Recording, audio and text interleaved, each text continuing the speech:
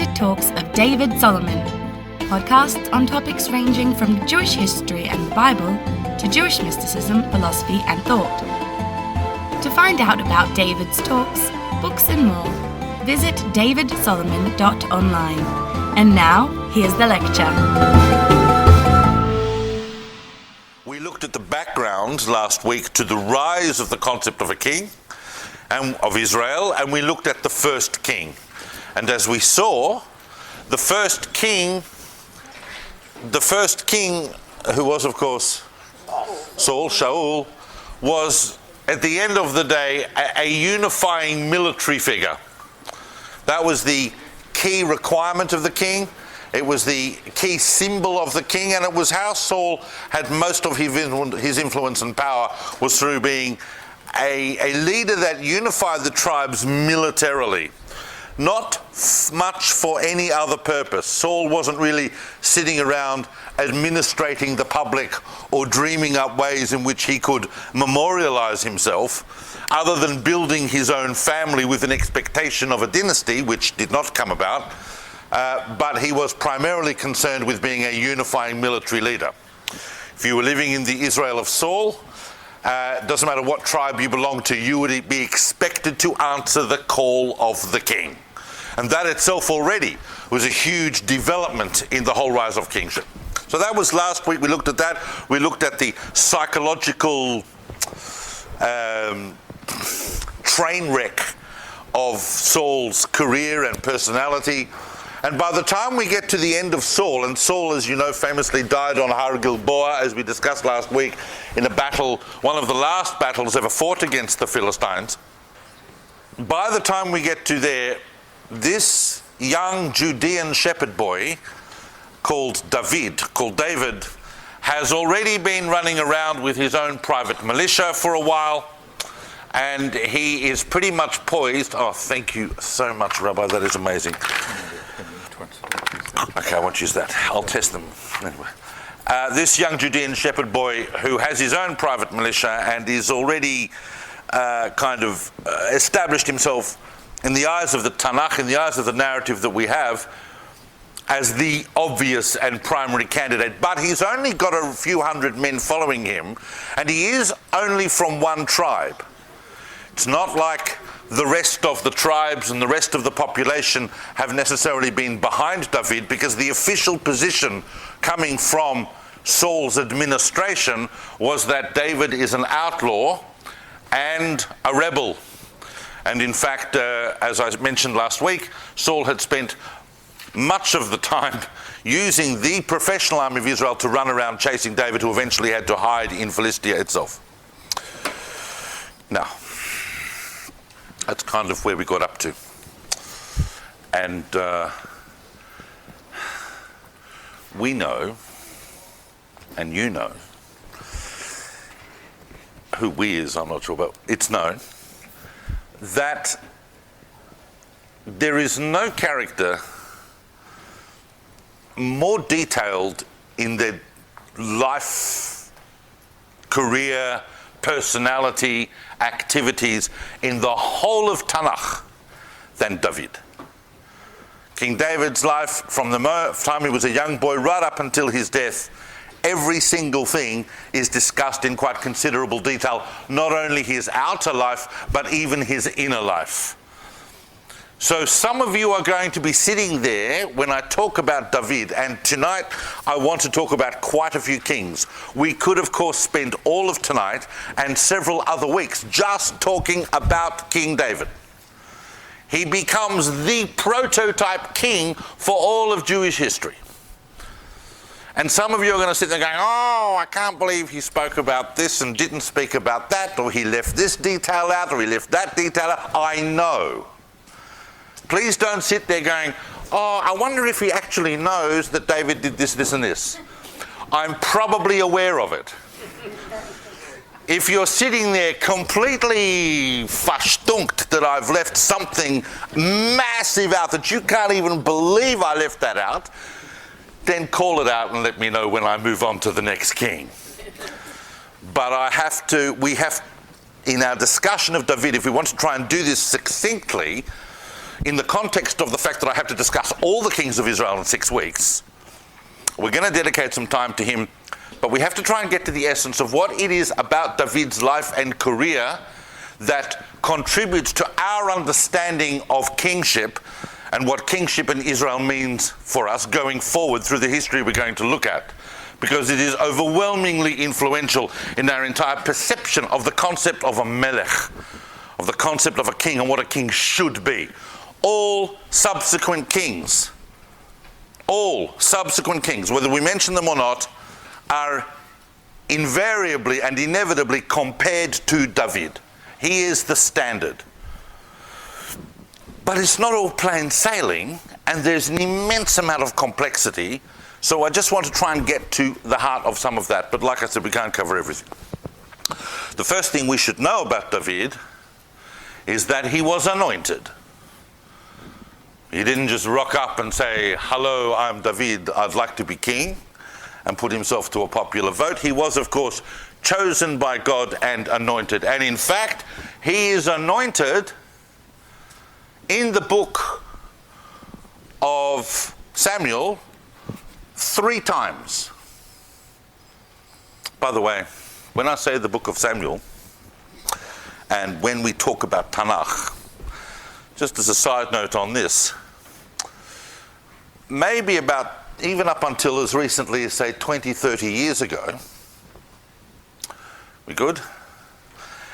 Until about 20, 30 years ago, it was fairly assumed that King David of the Bible, and when I say assumed, I'm not talking about,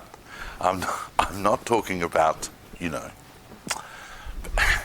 people sitting in august houses of worship and academies of rabbinical study. I'm talking about, you know, in general historical frame of reference.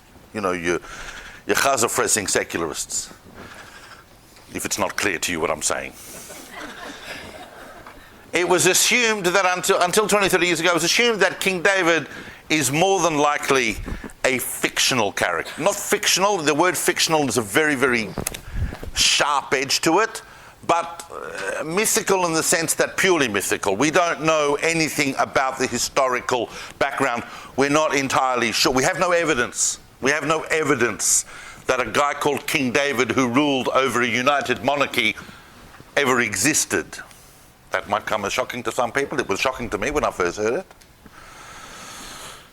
But in the last couple of decades, there have arisen quite a number of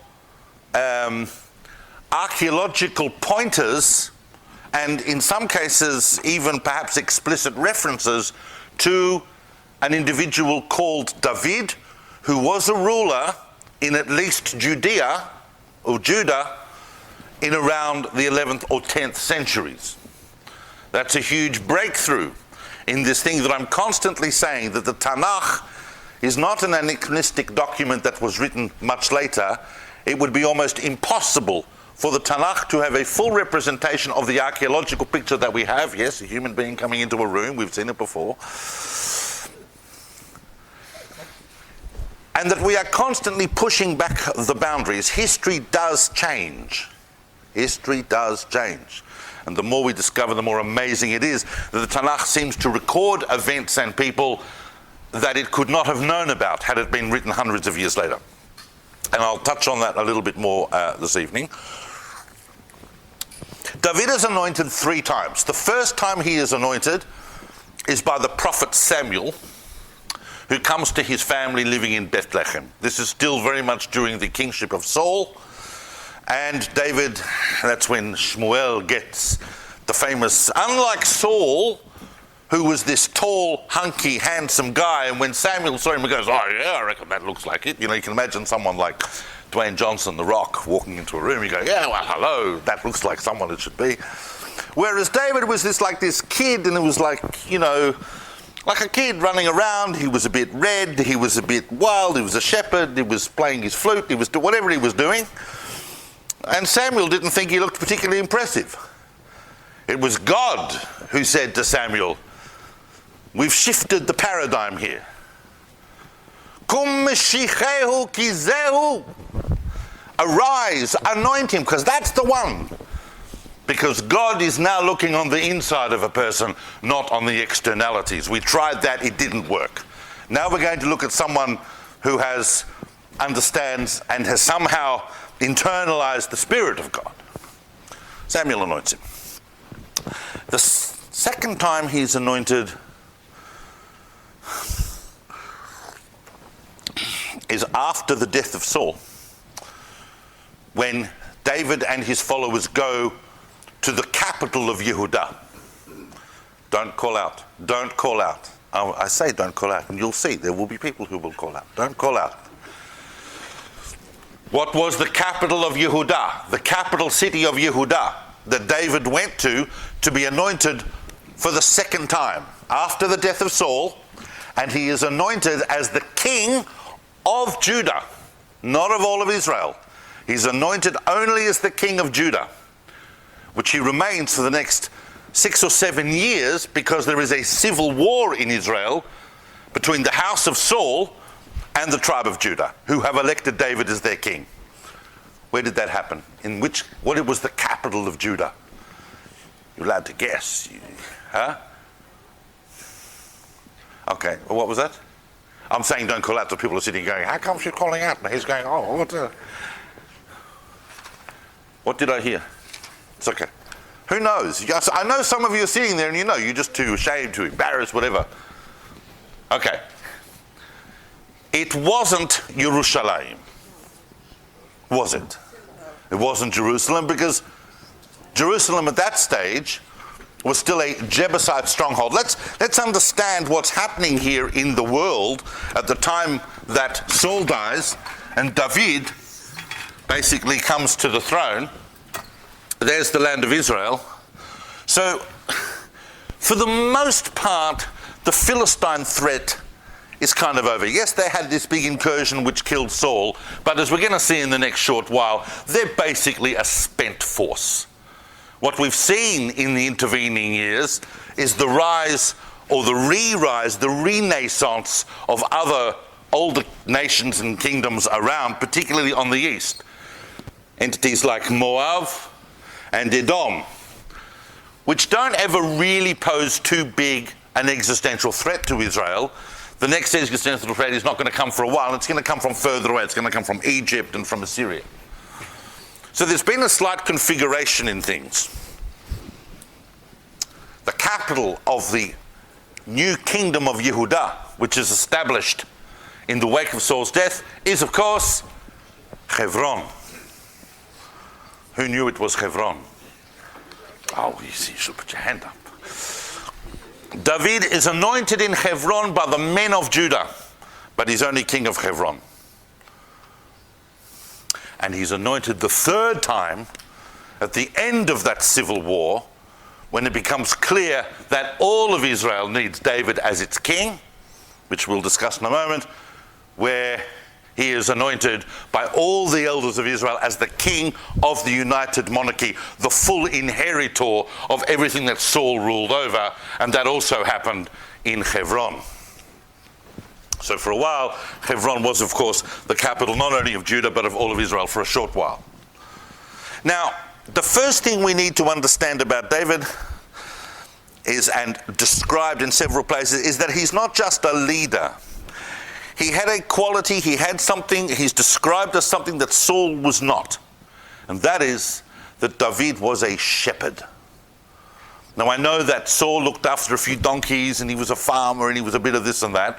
But David took the whole concept of being a shepherd from the literal into the political realm.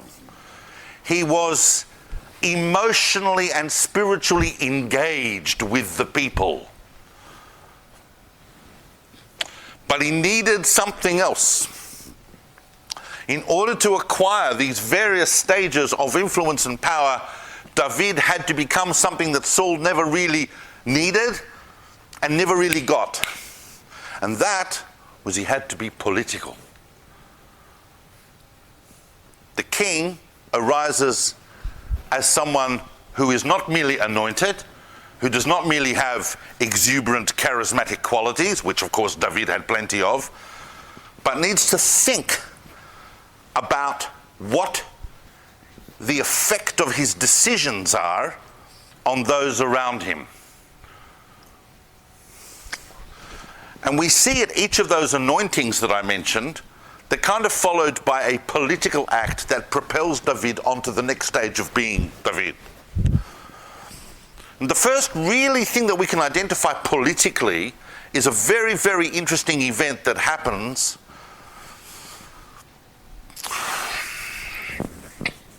just around the time of the last great Philistine incursion that killed Saul. David did not fight in that war because he was an outlaw as far as Israel society was concerned. He was living in Philistia, but he was barred from fighting with Philistia, of course, much to his great relief. It was during that time that the base of David's operation in a small town given to him by the Philistines called Ziklag was raided by a band of Amalekites going across the south, and they captured all the women. David and all the men were out doing men stuff, and they came back, and all of the women had been captured. So of course, they all freaked out. They all rode after this band of Amalekites. They found them. They slaughtered them. They obviously took everything that they had. They brought the women back, including David's wives. They brought them back to Ziklag, and everything has a happy ending, unless you're an Amalekite. In Tanakh, it never ends well for the Amalekites. They've really been hard done by in Tanakh, I can tell you. When they came back from that battle, fascinating, not only a fascinating insight into the way that David was politically managing people, but also a fascinating insight into just a precedent for warfare generally. Not everyone that went with David's army fought in that battle. All right, you're always going to have people that do not fight in the battle. You're always going to have guys who are standing a kilometre back, a couple of kilometres back, because they're looking after your gear, they're doing other things, they're guarding the rear, whatever they're doing, but they're not actually engaged in the battle. Maybe they're cooks. When the battle guys came back with all the spoil, they didn't want to share it with the guys that had not been actively engaged in the battle.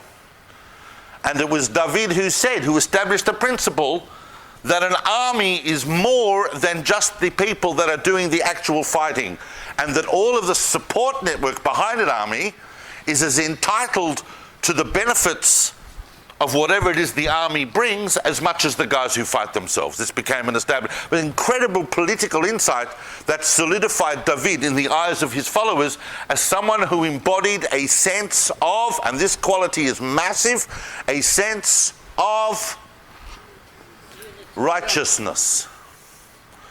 What is the right thing to do? What is the right thing to do? Unity, of course, but righteousness. Moshel ba'adam tzadik, says the Tanakh of David. The ruler of men is a righteous man. Saul wasn't so much concerned about the concept of righteousness. Saul's struggle was with himself, with the prophet, with God. The concept that the king is a conduit for the right thing to do. Now, the second political act that I would just want to talk about briefly happens after he is already king of Yehuda. He's been anointed the second time. And you would remember, because I mentioned it last week, that we got to the point now where the king doesn't actually, he's the general chief of staff, but he doesn't actually on a day-to-day level lead the army. They have a very good Ramat Kal to do that for them.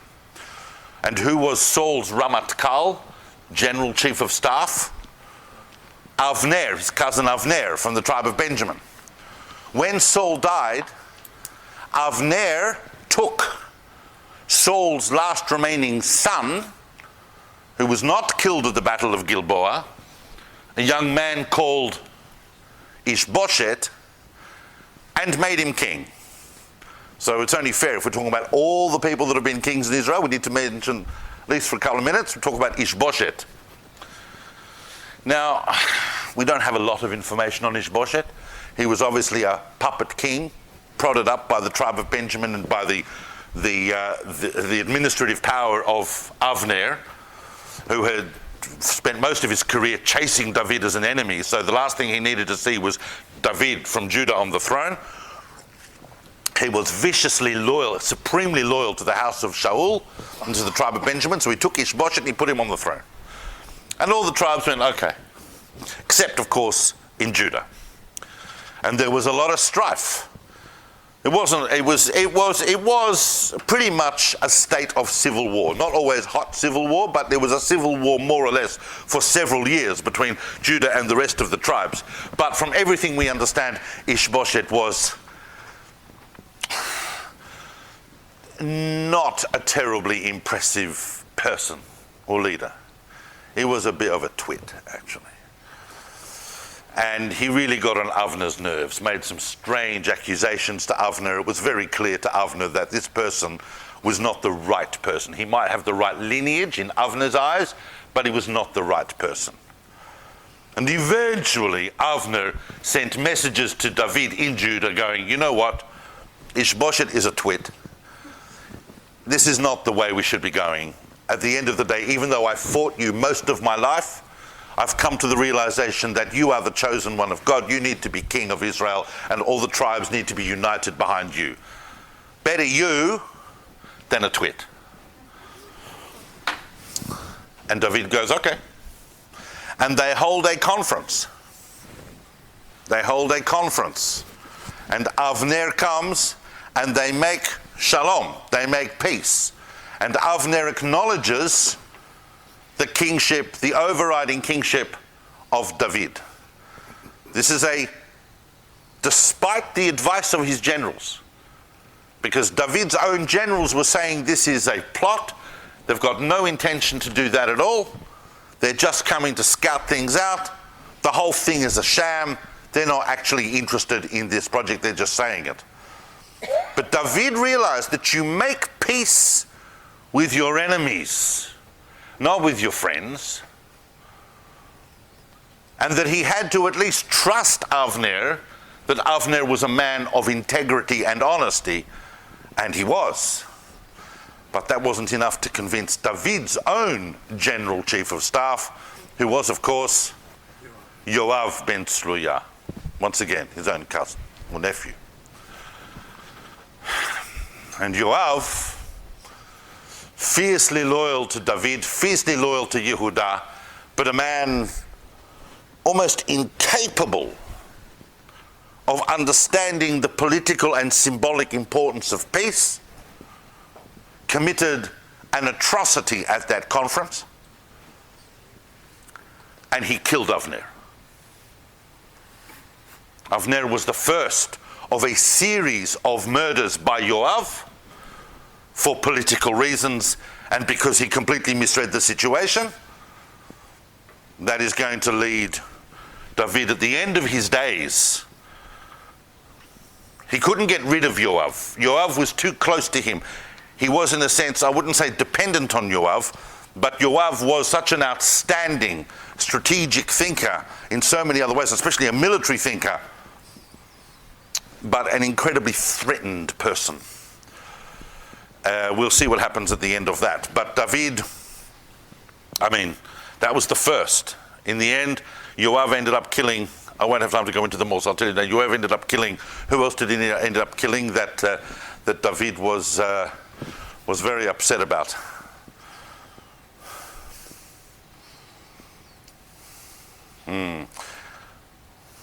You all know this. You all know this. All right, I'll come back to it. I was assuming you were just going to go. Sorry? Yes. Bathsheba's the husband. You're right. No. He didn't kill Bathsheba's husband is not someone he killed that David didn't want him to kill. Yoav killed 3 people that David did not want him to kill. Okay. And that's why when David was dying, one of the last things he said to his son, whatever you do, don't let Yoav ben Tzruya go quietly to the grave. He couldn't bring himself to kill Yoav. He left that dirty work for his son, who said, no problem, Dad, consider it taken care of. It was totally taken care of. So that's the second time we see David really engage in a kind of political maneuver in order to effect this harmony. He had to earn it. He had to work at it. And the third brilliant political act that David did was after the third anointing, when he was already the king of all of Israel. And he decided to take the army and to conquer and occupy the central city of Jerusalem, and to create Jerusalem as the capital of a unified Israel. But Jerusalem was not just going to be a political capital, and this is the real genius and the real lasting impact. Jerusalem was also going to be a spiritual capital. So David is the first to combine those two. He brings the Ark of the Covenant to Jerusalem, and it is now in Jerusalem that is the absolute center of worship for the God of Israel. Outside of Jerusalem, there's not much you can do. Maybe you can daven a mincha or something.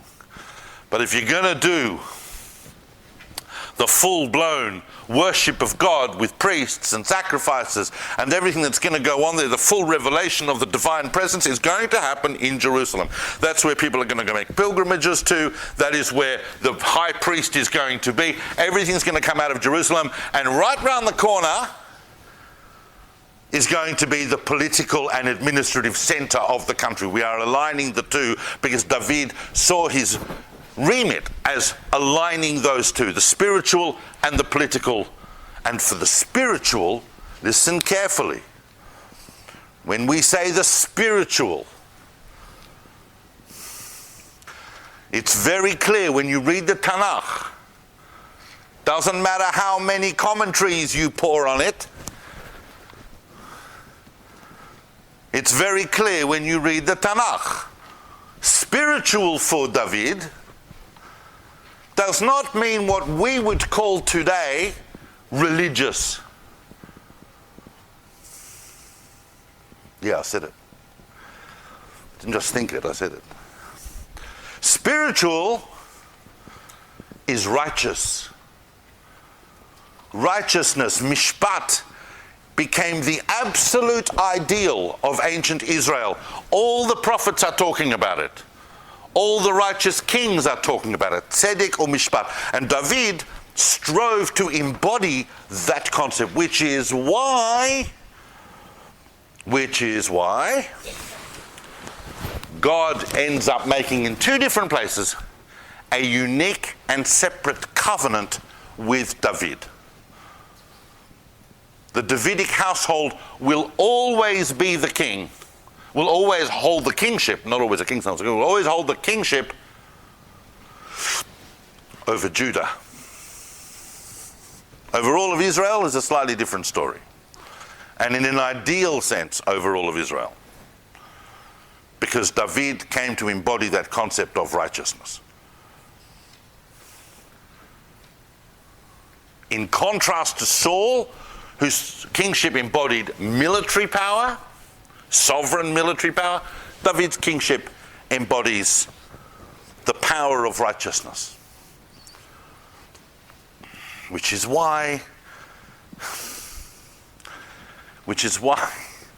the Tanakh is so amazing, because David's own psychological complexities are often in conflict with what is the right thing to do.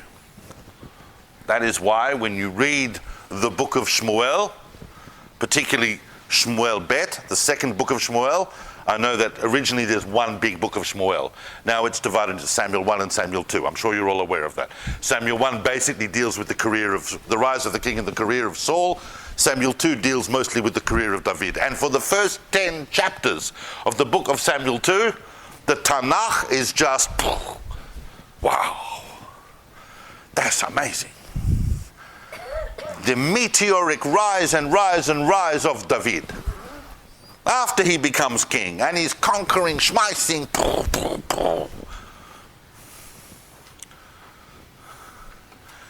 and he's establishing Jerusalem, this incredible Jebusite stronghold in the center of the country. And when are we talking? Just so you realize this. Just so you realize when we're talking, this is minus 1,000. So this would be 0, this would be 1. So we're talking about 3,000 years ago. David's basically coming to the kingship around there, by all estimable accounts. Not all, but most.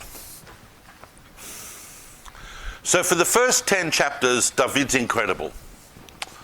Has these special covenants, he establishes Jerusalem, he talks about wanting to build a temple, we're going to touch on that in a moment.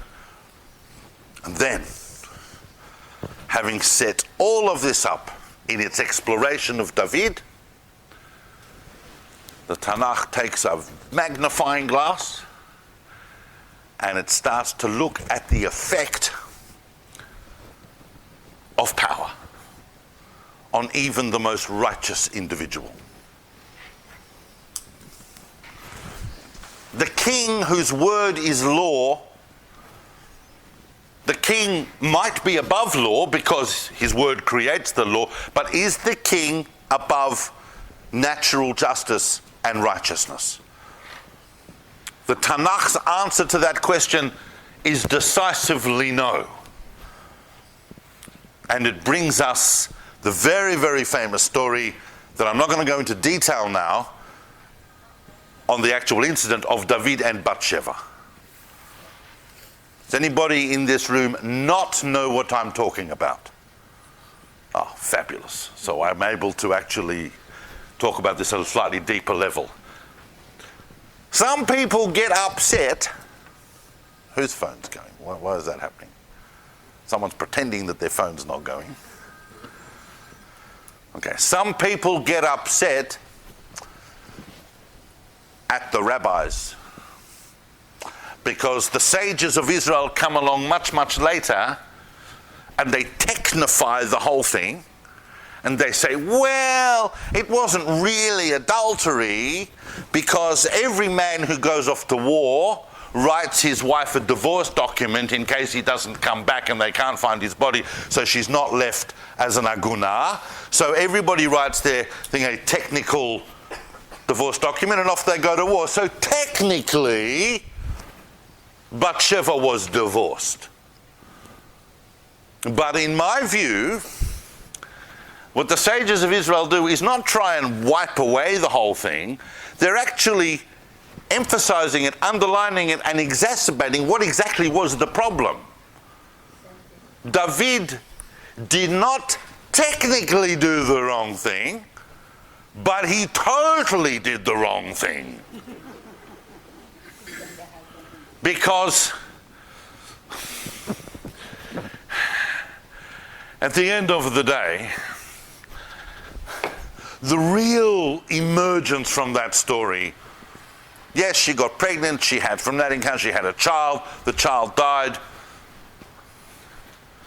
The prophet Nathan comes to David, and that is the real essence of that story. That's where we start to open the door on the real understanding of the kingship and of the kingship of David.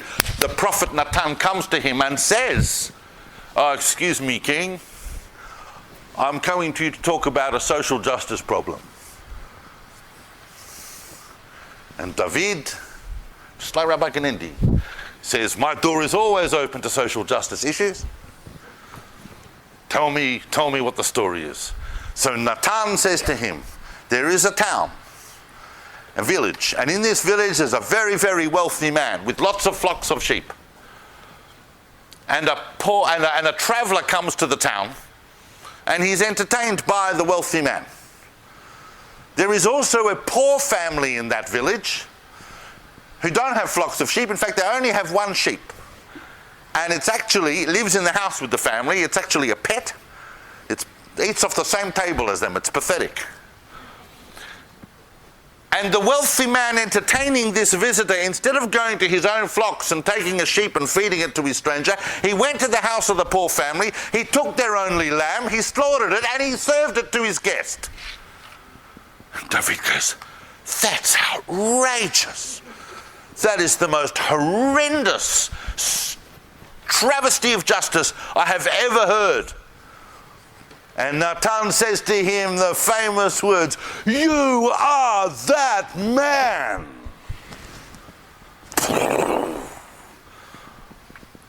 Where else in the literature of any nation do you see a prophet talk like this to a king?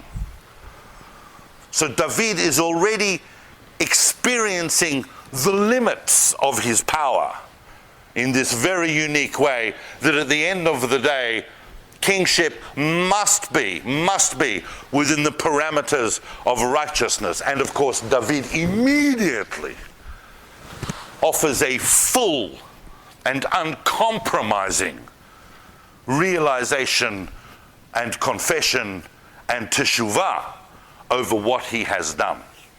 There's no half-hearted whatever. This is, I have totally and utterly done the wrong thing, and he collapses.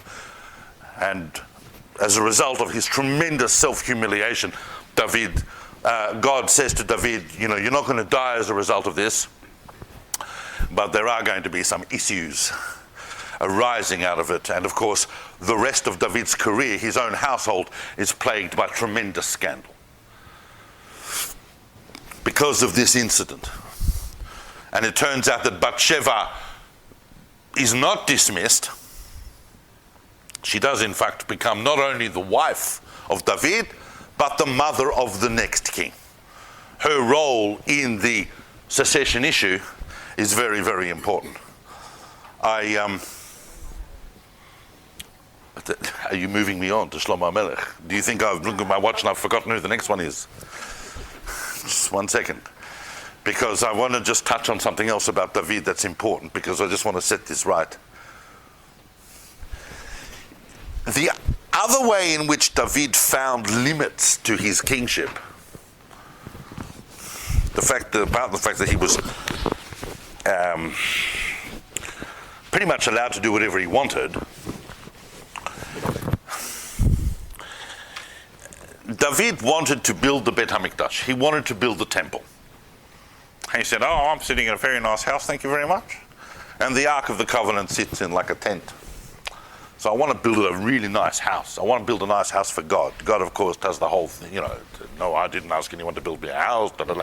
But if you're going to build me a house, this is how, So David did not build that house, despite the fact that he really, really wanted to. The prophet Natan came to him and said, you're not going to build the house. Why? Now, I guarantee if I ask the audience here, everybody's going to say, what? What are they going to say? What's the famous thing we all learnt? Why was David not allowed to build the temple? Because why? Because he had blood on his hands. And interestingly enough, this issue of why David was not allowed to build the temple is discussed 3 times in Tanakh. And the first 2 times he doesn't say that at all. The first time the prophet comes to David and he says, well, it's a bit like when you're trying to politely deal with, you're working human resources and you're trying to politely deal with someone about the limitations of their job. You say, well, someone else is going to be doing that. Your son's going to do that. There's no reason. Your son's going to do that. When Shlomo HaMelech builds the temple, when King Solomon eventually builds the temple, he refers to that incident in a kind of political spin, and he says, my dad didn't build it because he was busy. He was busy doing this, he had some wars, he had this, he had that, he was busy. Otherwise, for sure he would have built it, but he was busy. It's not until the 3rd time that issue is discussed, already at the end of Tanakh, in Divrei Hayamim, in Chronicles, where it comes and it says to you, David did not build the temple because he had spilt blood. What is the underlying message of that? What is the underlying shkoyach? That the temple is a building of peace. which, as of course, as we're in the 9 days, we need to remember and we need to realize, we need to internalize that a generation of war is not necessarily the generation that is going to build the temple of peace. But we should also bear in mind that at the end of David's career, that whole episode, I'm not going into detail once again, the book of Samuel's there, you read it, but I just want to highlight the whole issue of David and the census. It's very clear that David, while he couldn't build the temple, wanted to nevertheless set up all the infrastructure that would enable his son to move straight into it. What do you need if you're going to build a massive public works project like that? What do you need? You need materials, and you need resources, and you need labor, and you need men, and you need money. And if you're going to get money, what's the easiest way if you're a king to get money? Taxation. And if you're going to tax people, what do you need to know? How many people? Who's out there? Exactly. Now, it doesn't say that explicitly, but it's fairly clear that David, in his eagerness, decided to count the people. Even Yoav didn't want to count the people. Said, are you sure that's a good idea? God generally doesn't like that sort of thing. And of course, God didn't like that sort of thing. And so there was a plague. And where did the plague stop? Where did the plague stop? That's another fascinating insight into David's character. The fact that David was given a choice by God.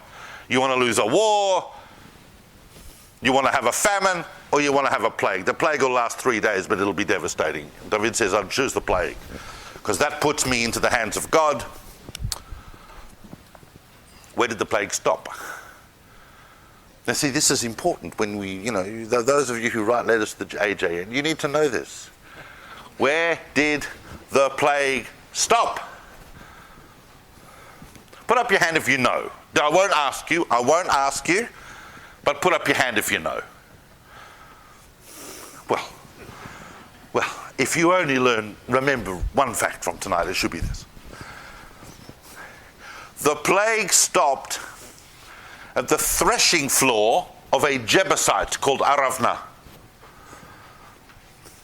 And David realized that there is obviously something special about that spot.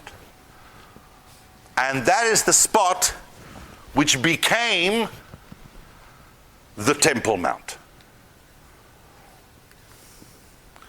And David went to Aravna, who was a local Jebusite lord who owned that. Still, the Jebusites still had a presence in Jerusalem, and he owned that particular area. And David said to him, I want to buy this off you, and Aravna offered it to him for free. But David said, nevertheless, I still want to buy it. And we bought the Temple Mount, on which David set up the Mishkan, set up an altar that later was going to become the Beit HaMikdash. All right. But as you've reminded me, we need to move on. I have still a number of, I have about 10 or 11 kings, and I've only discussed 1.5 of them. So we'll move on, we'll go fairly quickly. As you know, David's reign lasted for 40 years, 7 of which were in Hebron, 33 of which were in Yerushalayim, and eventually he becomes old and he dies. There are all sorts of scandals and issues surrounding many of his sons who try to claim to become king. At the end, it's the decisive influence of his wife Bathsheba and the prophet Nathan who come together, and they establish that Shlomo, King Solomon, is going to become the king.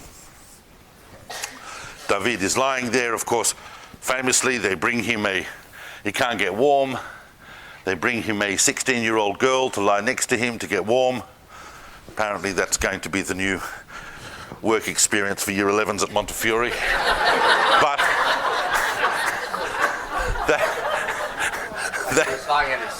yeah, exactly. But ultimately, David leaves several instructions. Most of them have to do with vanquishing David's particular enemies, such as Yoav, who had killed Avner, and he'd killed Amasa, and he'd killed Avshalom. And eventually Yoav himself knew this was coming. As soon as King Solomon became king, this is the first thing that Solomon did, was execute these orders of his father. And Yoav knew that and ran into, where did he go? Where did he run? Where did Yoav run? You ever watch those Hollywood films where someone runs into a church and goes, "You can't kill me, I'm on sacred ground." Right? So Yoav ran into the Bet HaMikdash, or not Bet HaMikdash, the sanctuary as it was at the time, and took hold of the altar. Said, "You can't kill me on the altar, I'm grabbing hold of the altar." And they went back to King Solomon and said, "A bit difficult, Yoav's holding onto the altar, he won't let go." And Solomon said, you know what Solomon said? "Kill him anyway." Shlomo HaMelech goes on to become the embodiment of complete sovereign power. He is an emperor. It is not just the embodiment of military or righteousness, it's something beyond. This is it. This is the fulfillment of the full Davidic promise that if you establish a society of righteousness, then your leaders will be immense, and they will rule not only over Israel, but for the time of King Solomon, the united monarchy of Israel is the regional superpower. They've conquered everyone around them. In fact, Shlomo HaMelech sets up trade routes. He's the local, within the region of the Middle East, he's the most powerful ruler.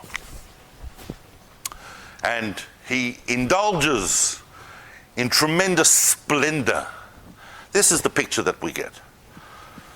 Historians, not so sure, but nothing conflicting with it. We certainly have even found, at certain excavations, we have found levels that may well have been part of the entire countrywide reconstructions that were made under Shlomo HaMelech of various fortifications and towns all around. We've found what we believe were copper mines in the south that may have been excavated or mined at the time of Shlomo HaMelech. We don't have there's no rock that says, "Hi, I'm Shlomo HaMelech, I'm here. I was here." Interestingly enough, in talking about archaeology, another thing we found in the last couple of decades, and I was very privileged to see this not long after they discovered it, there is a massive fortification that is mentioned in Tanakh a few times, that also figured as one of Shlomo HaMelech's big public building projects, is a massive structure called the Milo. Anyone heard of the Milo? Anyone familiar with the Milo? It comes from the word to fill in Hebrew, Mem Lamed Aleph. And the Milo, we're not entirely sure what it was for. It was more than just a wall. It was a huge rampart made of kind of fill-ins, and it sits in under the city of David. And that's something I should mention. When we say Jerusalem, at this particular stage of Jewish history, what we're really talking about is Ir David, the city of David. And that is much smaller than what even many of us think of as Jerusalem. Even if we think about the old city, it's much smaller than that. We're basically talking about a city whose center was not in the old city as we know it today, but you know that when you come out of the Dung Gate near the Kotel and you cross the road, you're at basically Ir David, that area, much of which is undergoing excavations and so on. So under there is this huge rampart called the Milo.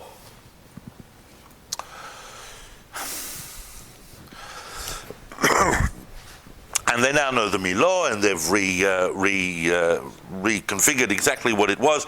They're finding more and more things all the time. If we were able somehow to go under Har HaBayit, and we can't do that at the moment without starting World War III, but if we could go under Har HaBayit, we might even be able to actually see a whole lot more about this level of where we're at. There are some who claim they can find the place where Shlomo HaMelech was crowned king in Yerushalayim, but we don't know. We can assume we don't know. So Shlomo HaMelech, the first really, really big thing he does, apart from those things he did for his father, but the first big, big thing he does, of course, is he builds the Bet HaMikdash. And in order to do that, he mobilizes the entire country in labor squads. And he forges economic ties with surrounding countries. His most famous economic partnership was with whom? With Hiram, with Hiram, the king of Tyre. And that's basically in where Lebanon is today. It was Phoenicia, and of course, much of Lebanon was covered with these nice big juicy cedar trees.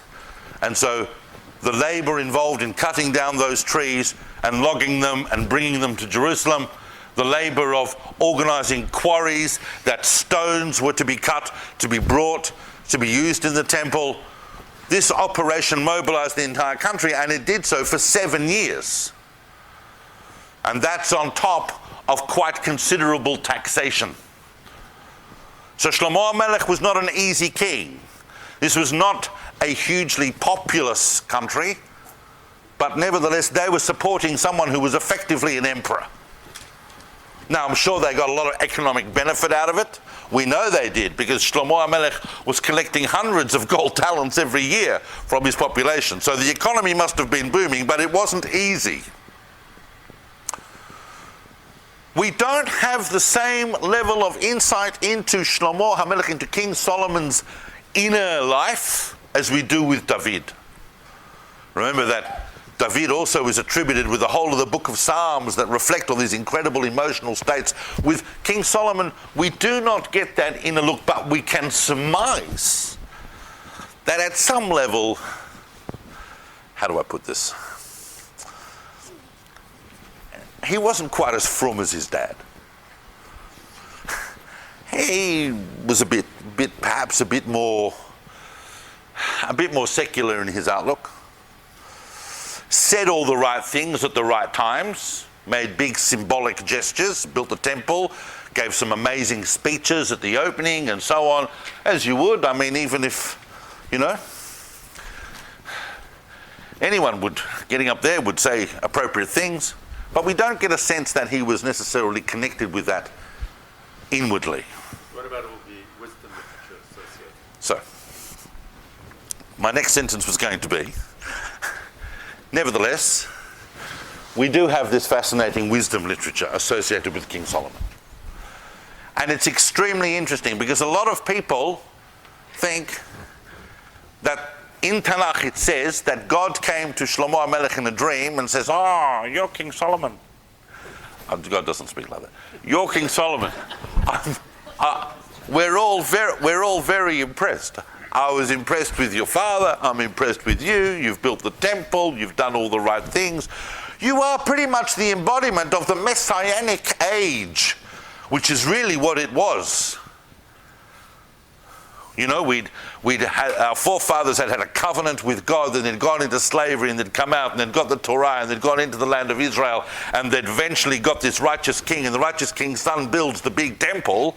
That's the messianic age right there for you. We don't need any more history, thank you very much.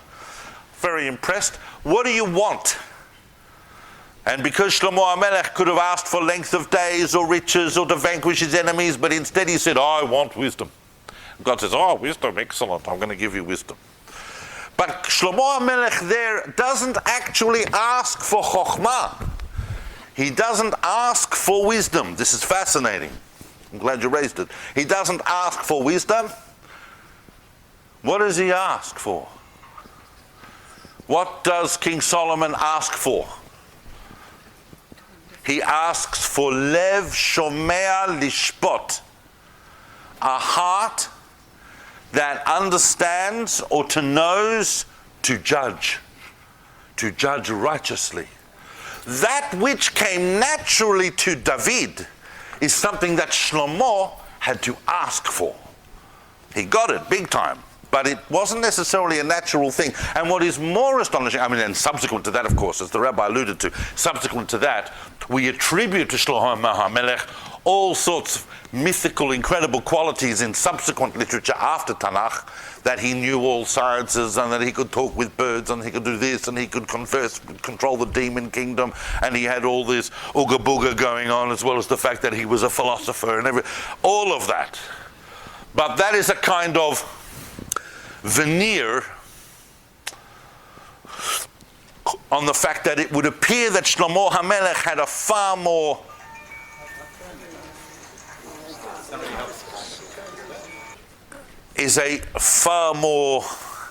intellectual engagement with the whole religious, spiritual aspect that was going on.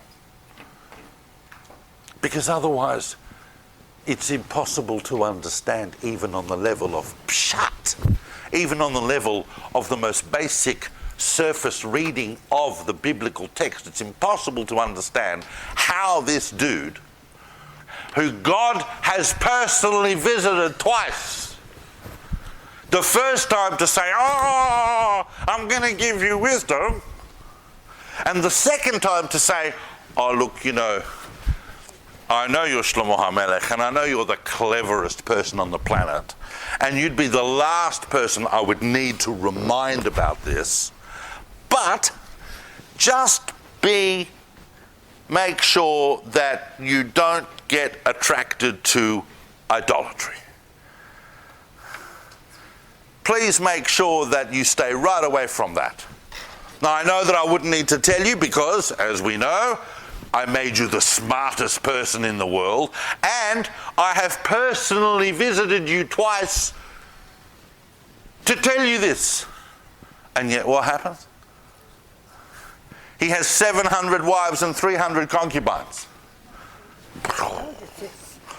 It's like, whoa. He has numerous horses from Egypt. And he allows a lot of his wives to build temples to idols in Israel. There's no doubt that the Tanakh, in its third-person narrative of Shlomo HaMelech, is fully conscious of what this looks like. It's not a good picture. And so while Shlomo HaMelech rules for 40 years, which is the standard number if you're a righteous king and you rule right through, and he has the special, takes full advantage of the Davidic covenant, and he builds the temple, nevertheless, there is something inside his disconnection with the true spirit of righteousness that God wants out of this land that causes, after his death, a catastrophic thing to happen to the United Kingdom. Now, during Shlomo HaMelech's reign,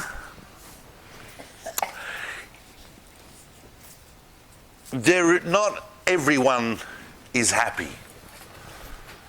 There is obviously an enforced unity because no one is going to bark anything against King Solomon while he's on the throne, but there are fault lines.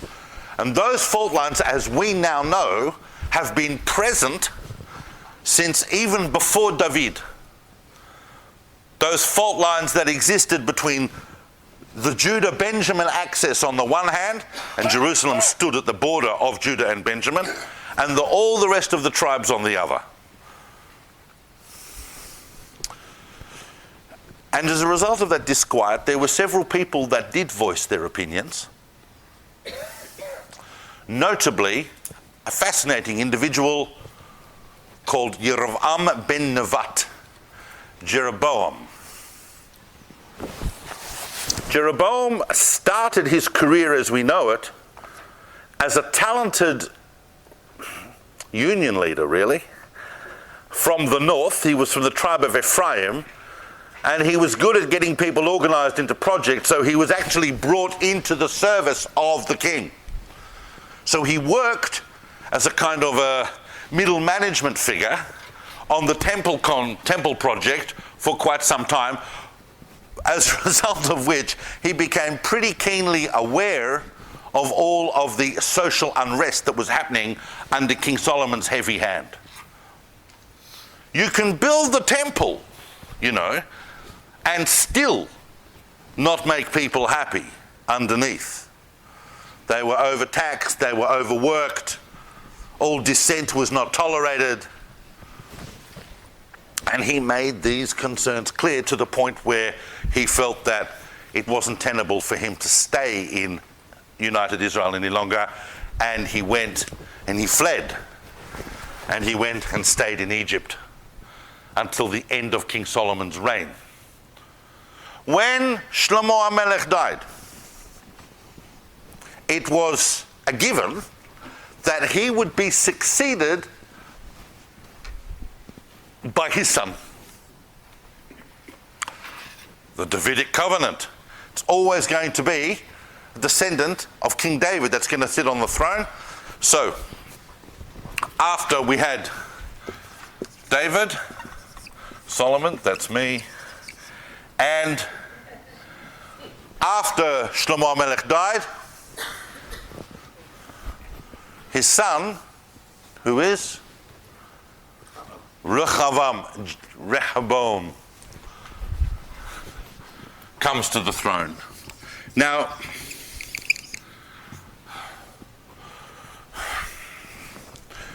before that coronation takes place, a whole delegation of the tribes of Israel approach Rehoboam with a request. This is on the eve of the coronation. Your father was a big man. We all respected your father, but you know what? He worked us really hard. The people would appreciate a break. Now, Jeroboam came back from Egypt for that conference, for the coronation, and he is there. Rehoboam's response to that request is a singularly amazing illustration of failed leadership. He goes to two sets of advisors. The older advisors, those guys who had advised his father, said, you know what? You're the king, you can do what you want. But if you do give the people a shtickle break, just from tax and from labor and all the things that your father worked on, they'll love you for it. It's probably not a bad way to start your rule. Get the people on side. Have them think you're a great guy. He went to the younger advisors, those he had grown up with, and they said to him, nah, the people are weak and lazy. They're lazy. You're the king. And what you need to show is strength, because that's what the people understand. They want someone, or they only listen to strength. And so Rehoboam comes out and he says to them, whereas my father chastised you with whips, I'll chastise you with scorpions. Because my little finger is larger than my father's whatnot. He actually says that. And you're all lazy. And I'm going to increase the labor and the taxes, in fulfillment, in fact, of kind of what Shmuel, the prophet, had already said to the people. You're going to cry out to God to help you from this king. And at that moment, Jeroboam and the other leaders of the other tribes stand up. Malanu bevet David. What do we have in the whole house of David? Why is this guy ruling over us? This confederacy is only a couple of generations old. We don't have to stick around and listen to this. And Jeroboam takes the 10 tribes and establishes a whole separate kingdom in the north, composed of 10 tribes called the Kingdom of Israel. Leaving Rehoboam with Jerusalem and the tribes of Judah and Benjamin and the kingdom of... Whoa, I'm getting high from that. The kingdom of Judah. That's the massive split. Now, I'm just going to focus on Jeroboam for a while, because he is a really, really interesting character and a total departure from what has gone before. Some people think that Jeroboam set this up the same way you might see someone who's brogus with a shul go and set up a breakaway minyan. Don't know if you know what that would be like. And the people can say, oh, you know, he's just doing it for his own glory and whatever. And they don't realize that who told Jeroboam that this would be a good idea? To take 10 of the tribes and set up an entirely separate kingdom. Who told Jeroboam that would be a good idea? God through the prophet. Which prophet? Huh? Which prophet? Which prophet came to Jeroboam and said, God has said you should do this? Nice. No. We'd already moved beyond Nathan now. We've been through Gad. This prophet is an amazing prophet. It's extremely interesting. And I do pride myself on having made this connection, is that in the 18th century, our 18th century, like just 200-300 years ago, I don't know if you heard about it, but there was this very, very big machlokas in Europe. Big breakaway situation in Europe where a whole lot, millions of Jews decided to form their own thing called the Hasidic movement. The Baal Shem Tov and so on. Who did the Baal Shem Tov see as his own personal spiritual teacher that would come to him from the Garden of Eden and teach him? Was Achia HaShiloni. Achia, the prophet of Shiloh. That is the man who told Jeroboam that God said he should set up the separate kingdom. It's amazing how that kind of spiritual connection of the concept of perhaps you should set up your own entire framework and entity. But Jeroboam does not go down in the annals of Jewish history as a hero, unfortunately. He goes down as someone who really squandered an opportunity because he came to a very, very stark and bizarre decision. What's your problem if you're Jeroboam and you are the king in the north? Where was his capital, by the way? Where was the capital of the first few kings of Israel? No, Shiloh's gone. No, Hebron is in the south. If you know this, I'll be mega impressed. Tirzah. Tirzah was a town in the hills of Ephraim. We're going to find out in a moment why we don't know about that. But if you're sitting in the northern kingdom as Jeroboam, what's your big problem? Correct, no temple. Your entire population is still spiritually connected to Jerusalem in the south. And they're all going to Jerusalem for their spiritual jollies. You need spiritual centers up here. That was David's brilliance, to combine the political and the spiritual. You need spirit. So he sets up at two centers in the country, one in the north at Dan and one in the south in Bet El, two massive spiritual centers, at each of which he places a golden calf. Brilliant. As I've said before, there's something hardwired into the Jewish brain about the golden calf, and it's like when we see it, you would imagine that he too must have read the book of Exodus and knew there might be a problem with this. But nevertheless, Jeroboam ruled for 23 years. In some bizarre way, the golden calves at Bet El and Dan, which stood there for hundreds of years, were in a bizarre way tolerated. Because although they were avodah zarah, although they were idol worship, they were our idol worship. They were a Yiddish idol worship. Now, because the idea was that the golden calves represented the God of Israel. It was of course avodah zarah d'oraita, there's no question, but it kind of had a different status. In the south, Rehoboam, the first thing he wants to do is take the entire army of Judah, and he mobilizes 180,000 men, and he wants to take the north back. And on the way to doing that, he is advised by a prophet of God, don't do that. It's not going to end well. That project had God's blessing. So he goes back to Jerusalem, and he rules the next 17 years or so over a much reduced kingdom compared to his father and his grandfather of just basically the tribes of Judah and Benjamin and Jerusalem. But there is a Cold War situation during the time of both of those kings. I'll do the Israel kings in red. Now, okay. through this quickly. And there's a certain point I have to get to, otherwise we won't make it for the next 4 weeks. Rehoboam rules, as I said, for around 17 years, and then he dies. And he is succeeded by his son. We're in the south now. We're in the south. We're in Judah. So we have the Davidic kingship. So like it or not, you pretty much know who's going to be the next king. It's going to be the son, or the grandson, or the nephew, or the son. It's going to be some connection with the Davidic royal family. But pretty much, usually, there's one son that you know is going to rule.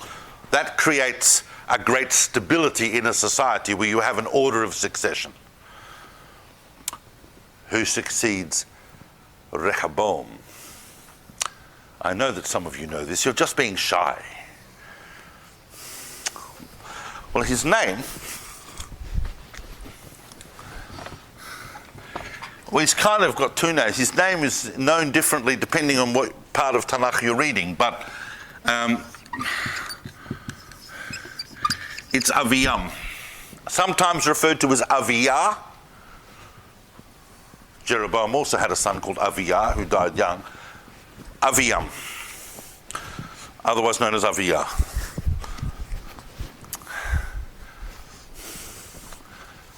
Aviyah only rules for about 3 years. It's not a long rule. But it does have one exceptional episode. Oh, by the way, just before I deal with that, just still on the subject of Jeroboam, who rules for 23 years. The other important thing to understand, and it's truly fascinating, is that during Jeroboam's time, there was during Rehovam's time, it's the same time frame, but it's in the south, not the north. There is an invasion by Egypt. The Egyptians come and they invade. This may have, there were a lot of connections between Egypt, which was on the rise now, and Israel, but not powerful. Egypt was not powerful enough yet to take the whole Middle East, but they were having some stirrings. And they made some incursions into the land of Israel. And amazingly, once again, we know that because the Tanakh tells us. They came to Jerusalem, they raided a few things. And now we know it because of archaeological discoveries in Egypt that have happened in recent decades that clearly indicate and talk about those raids. There is no way the Tanakh would know about obscure Egyptian raids hundreds of years later that we wouldn't even know about. And yet they have a record of it, the record of these particular invasions. Something interesting that you might want to look into under Rehoboam. Under Shishak, the first, the ruler of Egypt. But Rehoboam is succeeded by his son Aviyah, and Aviyah decides that he is going to try and recapture the north. So he takes a big army, as much as he can muster, probably must have been almost every single man he can, even if the numbers are inflated. And the numbers tell us he took about 400,000 men, which sounds extraordinary. But he went north, and Jeroboam surrounded his army with another army from the north of twice the size. So Aviyah amazingly stands up on one of those hills in Ephraim and addresses the opposing army. Doesn't give a speech to his own army, gives a speech to the opposite army. And that speech, I'm here to tell you, is a speech you should all read because it's absolutely amazing speech. And the essence of the speech is, you will never succeed if you fight against the God of your ancestors. And the God of your ancestors resides in Jerusalem, in the temple, where we have the priests and we have the Levites. And the God of your ancestors made a covenant with Abraham, Isaac, and Jacob. And the God of your ancestors made a covenant with my ancestor David. And if you fight against us, you will never succeed. It was a very convincing argument, but unfortunately entirely unconvincing on the army that he addressed it to, and they nevertheless attacked. But the Judean army on that occasion won a huge victory against them. Aviah is someone who scored an amazing victory in the north, but was ultimately unsuccessful. He did not end up integrating the northern kingdom back into the southern kingdom. Came close and even won a massive battle at Samaraim, but didn't succeed ultimately, and only lasted for 3 years. And he was then succeeded by his son, who is the first big king that's going to really emulate more the kingship of David. Not completely, but is regarded as one of the righteous kings, ruled for 41 years, and that is, I know you know this,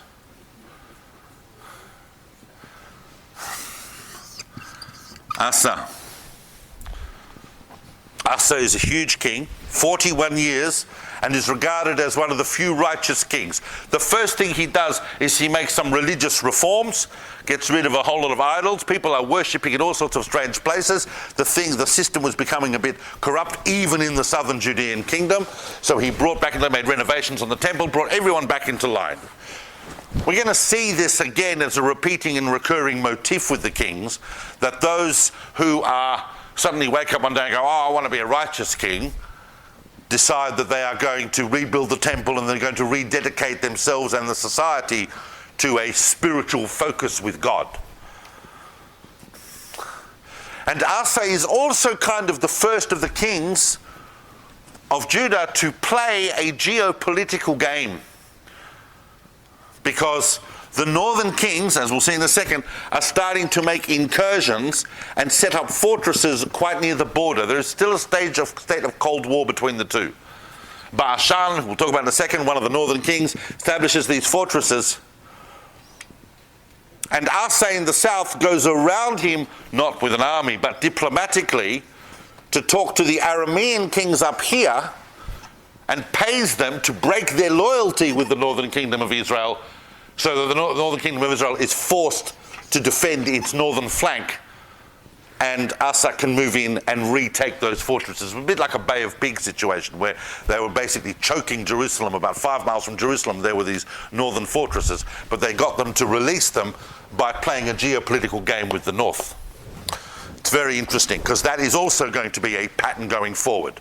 The kings of Israel are now aware that they are part of a wider political sphere that involves not only Egypt, it involves the rising cultures of Aramea in Damascus, of Aram, which is eventually, we're not there yet, but is eventually going to be felt and feel the influence even further east as we get to Assyria and Babylon and so on. That's going to take a few centuries.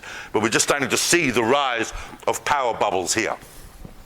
But Asa's reign is long, and it's stable, and it's what we would call righteous. He is a classic Davidic king. We don't know much about his personality, but we do know that he was quite well loved by the people.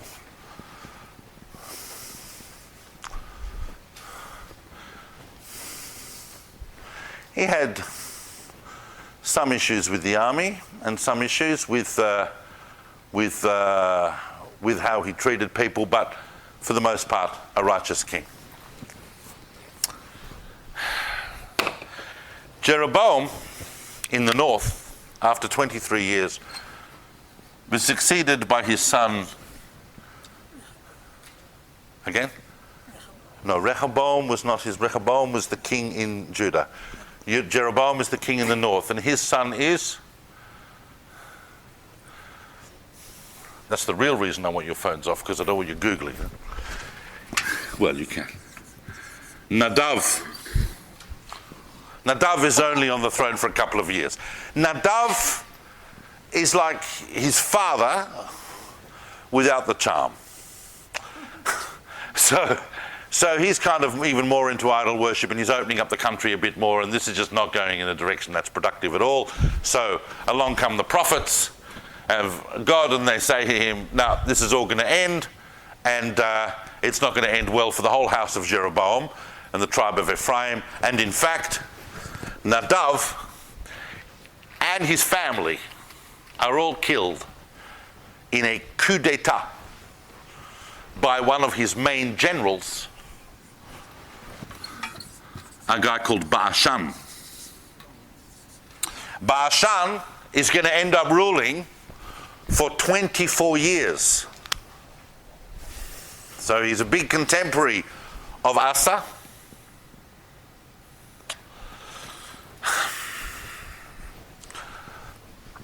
And Ba'ashan is, we don't, once again, all the Bible is telling us about these kings, this king like Ba'ashan, is how he came to power. Obviously, had felt not so impressed by the house of Jeroboam that once the younger son was on the throne, he only gave him a couple of years before he assassinated him and took control. And that's basically how it was in the north. If you felt that you had enough support and you had the right kind of weaponry and you could get access, you just kill the king and you become king. But generally you have to be well placed. Ba'ashan was a general. He was from the tribe of Yisachar. And he became king. And when he died after 24 years, 24 years, by the way, that we understand did not do anything to improve relations. He, in fact, is the one that built those fortresses that Asa had to deal with, as well as opening up the country more and more to some of these political influences. If Asa had to buy off the Arameans from the north, then you can be sure that the alliance with Aram was not merely political, it was also cultural. And that means that already we're getting various cultural idolatrous influences seeping into the north, especially as the economy starts establishing itself. What does the north have? It has Samaria, it has the Jezreel Valley, it has all that fantastic agricultural arable land. So their economy is actually, and they've got sea routes and they've got everything. Judah doesn't have these things. So they do have the basis of a good economy. But with that growth in economy comes all sorts of strange ideas as you make more and more alliances and you open up your culture to wider influences. And Ba'ashan is succeeded by his son Elah. And Elah is only on the throne for 2 years before he too is subject to another coup d'etat, this time from a guy called Zimri, who also was a general in Elah's army. In fact, so awful was his conspiracy that people would say for years afterwards, you've done a Zimri. And Zimri himself, who rebelled against his lord, another commander, killed the king and his family, started his own dynasty, and he only lasted for 7 days. He's only on the throne for a week before he too is overcome in a coup d'etat. And in that coup d'etat, when Zimri, who was in Tirzah, in the palace in Tirzah, which was the capital of the northern kingdom, saw the impending doom, he decided to go up with the whole city. So he put the whole place to flames and died with it. Just set the palace alight as the forces were coming closer and surrounding him. A bit like, you know who in the bunker, and he just, who was it that surrounded him and eventually caused his death and became the next king of Israel? And the person who's going to become the next king of Israel is going to be the first to establish a really, really big dynasty in the northern kingdom. And that, of course, that dynasty became known as the house of Omri. So Omri is a commander. We're going to look at Omri next week. Just as Omri is pretty much a contemporary of Asa's son, who's the next big king of Judah, who you've all heard about, which is Jehoshaphat. So Jehoshaphat and Omri are connected. So in the time that it's taken to have 3 kings in the north, we've got like 5 or 6 kings in the south. We've got 5 or 6 kings in the north. Jeroboam, followed Nadav, Ba'ashan, Elah, Zimri, coup d'etat, coup d'etat, coup d'etat. It's all about violent succession. You can see that the whole idea of kingship in the south is one of stability, the Davidic covenant. That's what's going to happen. The ideal king is one who is embodied in righteousness. In the north, the ideal king is anyone who's able to sit on the throne for as long as it takes. and who can withstand the economic and the military and the personal pressures of being on the throne. We don't learn a lot about leadership from the kings in the north until maybe Omri. But the southern kings are all trying to emulate David, which is why David is the proto-king, and why really almost every single facet, every single aspect of David's life and career since then has been magnified into cosmic proportions. Those of you who want to read the book of Shmuel should realize that every line of the book of Shmuel in mystical and Kabbalistic thought is understood as referring to something else in Jewish history, but particularly the Messianic age. David is the prototype not only of king, but of the king that will put an end to all kings. So I have some, let's see if I spoke about this at all.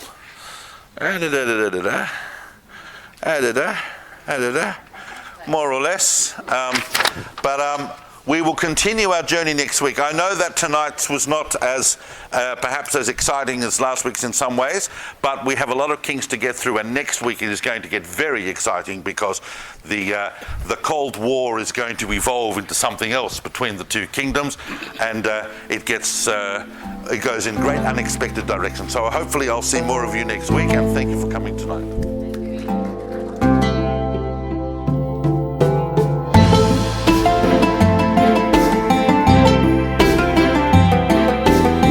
Thank you for listening. To find out more about David Solomon's books, recordings and classes, or to support his work and teachings for just a few dollars a month, visit davidsolomon.online.